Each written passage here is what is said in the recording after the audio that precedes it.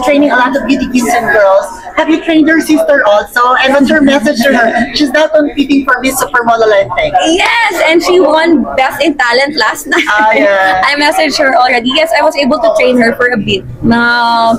Ilang hours lang actually, and then I sent her the routines. And anytime naman she needs help, I'm just here. We can do video call na lang if she needs help for the routines that she needs to do for the coronation night. But I know she'll be able to handle everything. What's the best advice that you gave her now that she's competing for Miss Supermodel? Sabi ko, just be yourself, but also huwag siyang kabahan sa mga international candidates kasi it's her first time to be outside the Philippines. Not the first time to be outside the Philippines, but the competition, of course, you're bringing the whole country. So sabi ko, don't take the pressure too much, like seriously, para hindi masyadong kainin ng kaba. Yun lang naman, but you know, mas kalmado yun kesa sa akin.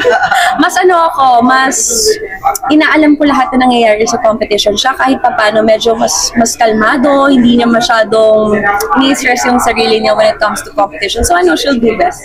She'll do her best in the competition.